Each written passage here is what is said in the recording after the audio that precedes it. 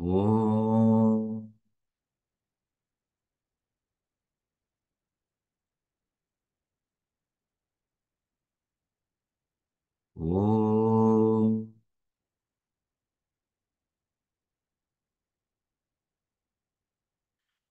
ॐ श्री परमात्मने नमः।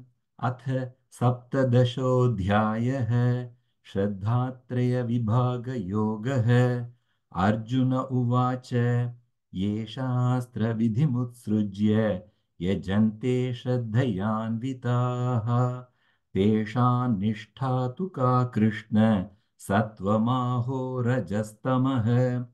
श्रीभगवानुवाच त्रिविधा भवति श्रद्धा देहिनां शास्वभावजा सात्विकी राजसी चैव तामसी चेति तां शृणु। सत्त्वानुरूपा सर्वस्य श्रद्धा भवति भारत। श्रद्धामयोऽयं पुरुषः यो यच्छ्रद्धः स एव सः। यजन्ते सात्विका देवान् यक्षरक्षांसि राजसाः प्रेतान् भूतगणांश्चान्ये यजन्ते तामसा जनाः।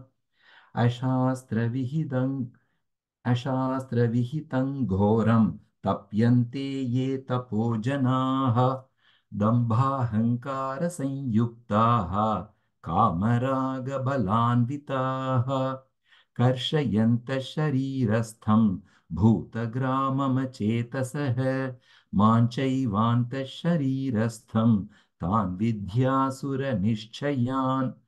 आहारस्त्वपि सर्वस्य त्रिविधो भवति प्रियः यज्ञस्तपस्तथा दानं तेषां भेदमिमं शृणु।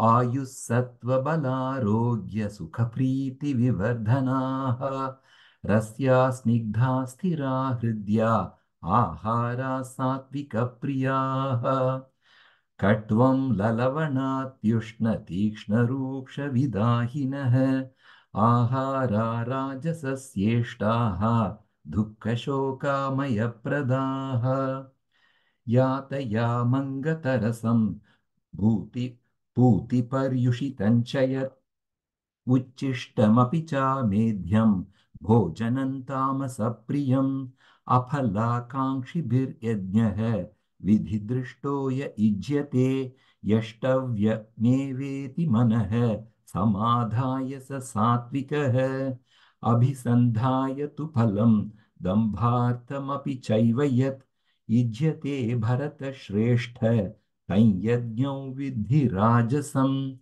विधिहीनमसृष्टान्नं मन्त्रहीनमदक्षिणं श्रद्धाविरहितं यज्ञं तामसं परिचक्षते। देवद्विजगुरुप्राज्ञपूजनं शौचमार्जवम् ब्रह्मचर्यमहिंसा च शारीरं तप उच्यते। अनुद्वेगकरो वाक्यं सत्यं प्रियहितं च यत् स्वाध्यायाभ्यसनं चैव वाङ्मयं तप उच्यते। मनः प्रसादः सौम्यत्वं मौनमात्मविनिग्रहः भावसंशुद्धिरित्येतत् तपो मानसमुच्यते। श्रद्धया परया तप्तं तपस्तत्त्रिविधं नरैः अफलाकाङ्क्षिभिर्युक्तैः सात्विकं परिचक्षते। सत्कारमानपूजार्थं तपोदम्भेन चैव यत् क्रियते तदिह प्रोक्तं राजसञ्चलमध्रुवम्। मूढग्राहेणात्मनो यत् पीडया क्रियते तपः परस्योत्सादनार्थं वा तत्तामसमुदाहृतम्। दातव्यमिति यद्दानं दीयतेनुपकारिणे देशे काले च पात्रे च तद्दानं सात्विकं स्मृतम्। यत्तु प्रत्युपकारार्थं फलमुद्दिश्य वा पुनः दीयते च परिक्लिष्टं तद्दानौ राजसंस्मृतम्। अदेशकाले यद्दानम् अपात्रेभ्यश्च दीयते असत्कृतमवज्ञातं तत्तामसमुदाहृतम् ॐ तत्सदिति निर्देशः ब्रह्मणस्त्रिविधः स्मृतः ब्राह्मणास्तेन वेदाश्च यज्ञाश्च विहिताः पुरा तस्मादोमित्युदाहृत्य यज्ञदानतपः क्रियाः प्रवर्तन्ते विधानोक्ताः सततं ब्रह्मवादिनाम् तदित्यनभिसन्धाय फलं यज्ञतपः क्रियाः दानक्रियाश्च विविधाः क्रियन्ते मोक्षकाङ्क्षिभिः सद्भावे साधुभावे च सदित्येतत् प्रयुज्यते प्रशस्ते कर्मणि तथा सच्छद्धः पार्थ युज्यते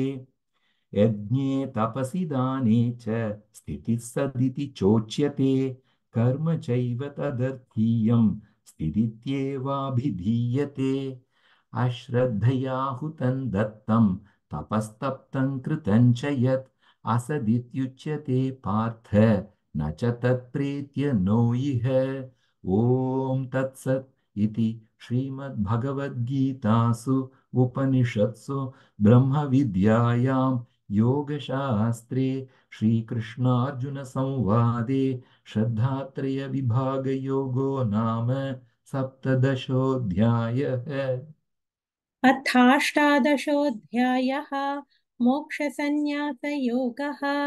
अर्जुन उवाच सन्न्यासस्य महाबाहो तत्त्वमिच्छामि वेदितुं त्यागस्य च हृषीकेश पृथक् केशिनिषूदन। श्रीभगवानुवाच काम्यानां कर्मणां न्यासं सन्न्यासं कवयो विदुः सर्वकर्मफलत्यागं प्राहुस्त्यागं विचक्षणाः। त्याज्यं दोषवदित्येके कर्म प्राहुर्मनीषिणः यज्ञदानतपः कर्म न त्याज्यमिति चापरे। निश्चयं शृणु मे तत्र त्यागे भरतसत्तम। त्यागो हि पुरुषव्याघ्र त्रिविधः सम्प्रकीर्तितः यज्ञदानतपः कर्म न त्याज्यं कार्यमेव तत्। यज्ञो दानं तपश्चैव पावनानि मनीषिणाम् एतान्यपि तु कर्माणि सङ्गं त्यक्त्वा फलानि च कर्तव्यानीति मे पार्थ निश्चितं मतमुत्तमम्। नियतस्य तु सन्न्यासः कर्मणो नोपपद्यते मोहात् तस्य परित्यागः तामसः परिकीर्तितः। दुःखमित्येव यत्कर्म कायक्लेशभयात् त्यजेत् स कृत्वा राजसं त्यागं नैव त्यागफलं लभेत्। कार्यमित्येव यत्कर्म नियतं क्रियतेऽर्जुन सङ्गं त्यक्त्वा फलं चैव स त्यागः सात्विको मतः। न द्वेष्ट्य कुशलं कर्म कुशलेनानुषज्यते त्यागी सत्त्वसमाविष्टः मेधावी छिन्न संशयः। न हि देहभृता शक्यं त्यक्तुं कर्माण्यशेषतः यस्तु कर्मफलत्यागी सत्यागीत्यभिधीयते। अनिष्टमिष्टं मिश्रं च त्रिविधं कर्मणः फलं भवत्यत्यागिनां प्रेत्य न तु सन्न्यासिनां क्वचित्। पञ्चैतानि महाबाहो कारणानि निबोध मे साङ्ख्ये कृतान्ते प्रोक्तानि सिद्धये सर्वकर्मणाम् अधिष्ठानं तथा कर्ता करणं च पृथग्विधं विविधाश्च पृथक् चेष्टाः दैवं चैवात्र पञ्चमम्। शरीरवाङ्मनोभिर्यत् कर्म प्रारभते नरः न्यायं वा विपरीतं वा पञ्चैते तस्य हेतवः। तत्रैवं सति कर्तारम् आत्मानं केवलं तु यः पश्यत्यकृतबुद्धित्वात् न स पश्यति दुर्मतिः।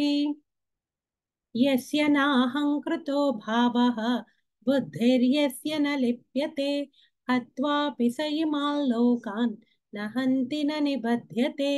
ज्ञानं ज्ञेयं परिज्ञाता त्रिविधा कर्म चोदना करणं कर्म कर्तेति त्रिविधः कर्म संग्रहः ज्ञानं कर्म च कर्ता च त्रिधैव गुणभेदतः प्रोच्यते गुणसङ्ख्याने यथावत् शृणुतान्यपि सर्वभूतेषु येनैकं भावमव्ययमीक्षते अविभक्तौ विभक्तेषु तज्ज्ञानो विद्धि सात्विकं पृथक्त्वेन तु यज्ञानं नानाभावान् पृथक्विधान् वेत्ति सर्वेषु भूतेषु तज्ज्ञानो विद्धि राजसं यत् कृत्स्नवदेकस्मिन् कार्ये सक्तमहैतुकम् अतत्त्वार्थवदल्पं च तत्तामसमुदाहृतं नियतं सङ्गरहितम् अरागद्वेषतः कृतम् अफलप्रेप्सुना कर्म यत्तत् सात्विकमुच्यते यत्तु कामेप्सुना कर्म साहङ्कारेण वा पुनः क्रियते बहुलायासं तद्राजसमुदाहृतम् अनुबन्धं क्षयं हिंसाम् अनवेक्ष च पौरुषं मोहादारभ्यते कर्म यत्तत्तामसमुच्यते मुक्तसङ्गो नहं वादी धृत्युत्साहसमन्वितः सिद्ध्यसिद्ध्योर्निर्विकारः कर्ता सात्विक उच्यते रागी कर्मफलप्रेप्सुः लुब्धो हिंसात्मको शुचिः हर्षशोकान्वितः कर्ता राजसः परिकीर्तितः अयुक्तः प्राकृतस्तब्धः शठो नैष्कृतिकोलसः विषादी दीर्घसूत्री च कर्ता तामस उच्यते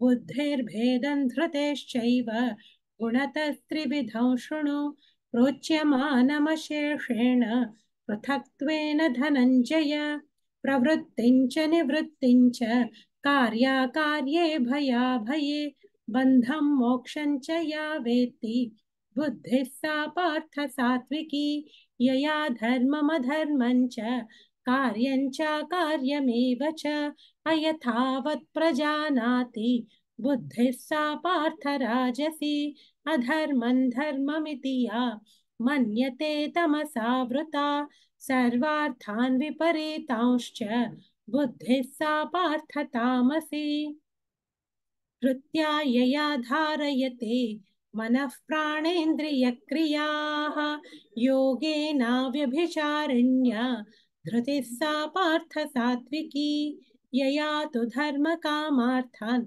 धृत्या धारयतेऽर्जुन प्रसङ्गेन फलाकाङ्क्षी धृतिः सा पार्थ राजसी यया स्वप्नं भयं शोकं विषादं मदमेव च न विमुञ्चति दुर्मेधा धृतिः सा पार्थ तामसी सुखं त्विदानीं त्रिविधं शृणु मे भरतर्षभ अभ्यासाद्रमते यत्र दुःखान्तं च निगच्छति यत्तदग्रे विषमिव परिणामे मृतोपमं तत्सुखं सात्विकं प्रोक्तम् आत्मबुद्धिप्रसादजं विषयेन्द्रियसंयोगात् यत्तदग्रे मृतोपमं परिणामे विषमिव तत्सुखं राजसंस्कृतं यदग्रे चानुबन्धे च सुखं मोहनमात्मनः निद्रालस्य प्रमादोत्थं तत्तामसमुदाहृतं न तदस्ति पृथिव्यां वा दिवि देवेषु वा पुनः सत्वं प्रकृतिजैर्मुक्तं यदेभिः स्यात् त्रिभिर्गुणैः ब्राह्मणक्षत्रियविषां शूद्राणां च परन्तप कर्माणि प्रविभक्तानि स्वभावप्रभवैर्गुणैः शमोदमस्तपश्शौचं क्षान्तिरार्जवमेव च ज्ञानो विज्ञानमास्तिक्यं ब्रह्मकर्म स्वभावजं शौर्यं तेजो धृतिर्दाक्ष्यं युद्धे चाप्यपलायनं दानमीश्वरभावश्च क्षात्रं कर्म स्वभावजम् ऋषिगौरक्ष्य वाणिज्यं वैश्यकर्म स्वभावजं परिचर्यात्मकं कर्म शूद्रस्यापि स्वभावजं स्वे स्वे कर्मण्यभिरतः संसिद्धिर्लभते नरः स्वकर्मनिरतः सिद्धिं यथा विन्दति तच्छृणु यतः प्रवृत्तिर्भूतानां येन सर्वमिदं ततं स्वकर्मणा तमभ्यर्च्य सिद्धिं विन्दति मानवः श्रेयान् स्वधर्मो विगुणः परधर्मात् स्वनुष्ठितात् स्वभावनियतं कर्म कुर्वन्नाप्नोति किल्बिषम् सहजं कर्म कौन्तेय सदोषमपि न त्यजेत् सर्वारम्भा हि दोषेण धूमेनाग्निरिवावृताः असक्तबुद्धिः सर्वत्र चितात्मा विगतस्पृहः नैष्कर्म्यसिद्धिं परमां सन्न्यासेनाधिगच्छति सिद्धिं प्राप्तो यथा ब्रह्म तथाप्नोति निबोध मे समासेनैव कौन्तेय निष्ठा ज्ञानस्य या परा बुद्ध्या विशुद्धया युक्तः धृत्यात्मानं नियम्य च शब्दादीन् विषयांस् त्यक्त्वा रागद्वेषौ व्युदस्य च विविक्तसेवी लघ्वाशी यतवाक्कायमानसः ध्यानयोगपरो नित्यं वैराग्यं समुपाश्रितः अहङ्कारं बलं दर्पं कामं क्रोधं परिग्रहं विमुच्य निर्ममः शान्तः ब्रह्मभूयाय कल्पते ब्रह्मभूतः प्रसन्नात्मा न शोचति न काङ्क्षति समः सर्वेषु भूतेषु मद्भक्तिर्लभते परां भक्त्या मामभिजानाति यावान् यश्चास्मि तत्त्वतः ततो मां तत्त्वतो ज्ञात्वा विशते तदनन्तरं सर्वकर्माण्यपि सदा कुर्वाणो मद्व्यपाश्रयः मत्प्रसादादवाप्नोति शाश्वतं पदमव्ययम् चेतसा सर्वकर्माणि मयि सन्न्यस्य मत्परः बुद्धियोगमुपाश्रित्य मच्चित्तः सततं भव मच्चित्तः सर्वदुर्गाणि मत्प्रसादात् तरिष्यसि अथ चेत्त्वमहङ्कारात् न श्रोष्यसि विनङ्क्षसि यदहङ्कारमाश्रित्य न योत्स्य इति मन्यसे मिथ्यैष व्यवसायस्ते प्रकृतिस्त्वान्नियोक्ष्यति स्वभावजेन कौन्तेय निबद्धस्वेन कर्मणा कर्तुं नेच्छसि यन्मोहात् करिष्यस्य वशोऽपि तत् ईश्वरः सर्वभूतानां हृद्देशेऽर्जुन तिष्ठति भ्रामयन् सर्वभूतानि यन्त्रारूढानि मायया तमेव शरणं गच्छ सर्वभावेन भारत तत्प्रसादात् परां शान्तिं स्थानं प्राप्स्यसि शाश्वतम् इति ते ज्ञानमाख्यातम् गुह्याद्गुह्यतरं मया विमृश्यैतदशेषेण यथेच्छसि तथा कुरु सर्वगुह्यतमं भूयः शृणु मे परमो वचः इष्टोऽसि मे दृढमिति ततो वक्ष्यामि ते हितं मन्मना भव मद्भक्तः मद्याजी मां नमस्कुरु मामे वैश्यसि सत्यन्ते प्रतिजाने प्रियोऽसि मे सर्वधर्मान् परित्यज्य मामेकं शरणं व्रज अहं त्वा सर्वपापेभ्यः मोक्षयिष्यामि मा शुचः इदं ते न तपस्काय न भक्ताय कदाचन न चाशुश्रूषवे वाच्यं न च मां योऽभ्यसूयति य इमं परमं गुह्यं मद्भक्तेष्वभिधास्यति भक्तिं मयि परां कृत्वा मामे वैश्यत्य संशयः न च तस्मान् मनुष्येषु कश्चिन्मे प्रियकृत्तमः भविता न च मे तस्मात् अन्यः प्रियतरो भुवि अध्येष्यते च य इमं धर्म्यं संवादमावयोः ज्ञानयज्ञेन तेनाहम् इष्टस्यामिति मे मतिः श्रद्धावाननसूयश्च शृणुयादपि यो नरः सोऽपि मुक्तः शुभाल्लोकान् प्राप्नुयात् पुण्यकर्मणां कच्चिदेतच्छ्रुतं पार्थ त्वयैकाग्रेण चेतसा कच्चिदज्ञानसम्मोहः प्रनष्टस्ते धनञ्जय अर्जुन उवाच नष्टो मोहस्मृतिर्लब्धा त्वत्प्रसादान्मयाच्युत स्थितोऽस्मि गतसन्देहः करिष्ये वचनं तव। अर्जुन उवाच सञ्जय उवाच इत्यहं वासुदेवस्य पार्थस्य च महात्मनः संवादमिममश्रौषम् अद्भुतं रोमहर्षणं व्यासप्रसादाच्छ्रुतवान् एतद्गुह्यमहं परं योगैर्योगेश्वरात् कृष्णात् साक्षात् कथयत स्वयं योगैर्योगेश्वरात् कृष्णात् साक्षात् कथयत स्वयं राजन् संस्मृत्य संस्मृत्य संवादमिममद्भुतं केशवार्जुनयोः पुण्यं हृष्यामि च मुहुर्मुहुः तच्च संस्मृत्य संस्मृत्य रूपमत्यद्भुतं हरेः विस्मयो मे महान् राजन् हृष्यामि च पुनः पुनः यत्र योगेश्वरः कृष्णः यत्र पार्थो धनुर्धरः तत्र श्रीर्विजयो भूतिः ध्रुवा नीतिर्मतिर्मम यत्र योगेश्वरः कृष्णः यत्र पार्थो धनुर्धरः तत्र श्रीर्विजयो भूतिः ध्रुवा नीतिर्मतिर्मम यत्र योगेश्वरः कृष्णः यत्र पार्थो धनुर्धरः तत्र श्रीर्विजयो भूतिः ध्रुवा नीतिर्मतिर्मम। ॐ तत्सत् इति श्रीमद्भगवद्गीतासु उपनिषत्सु ब्रह्मविद्यायां योगशास्त्रे श्रीकृष्णार्जुनसंवादे मोक्षसंन्यासयोगो नामाष्टादशोऽध्यायः। हरिः ओम्।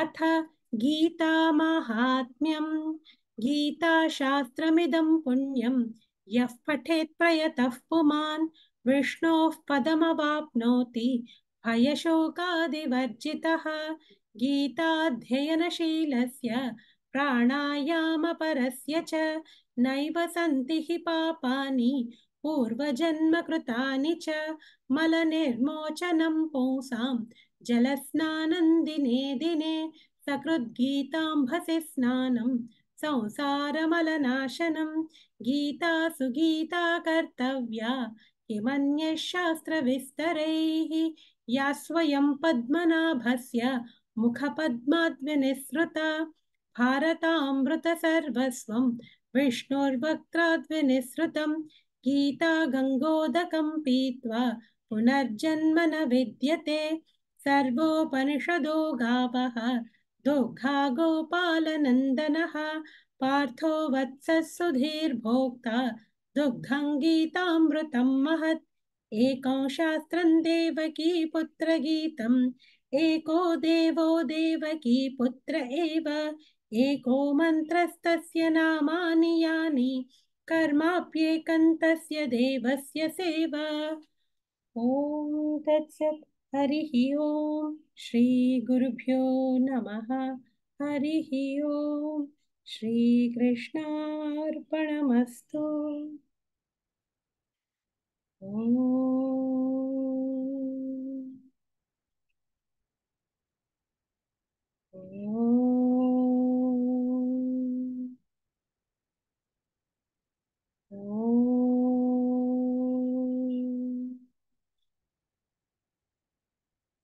हरि ओम्।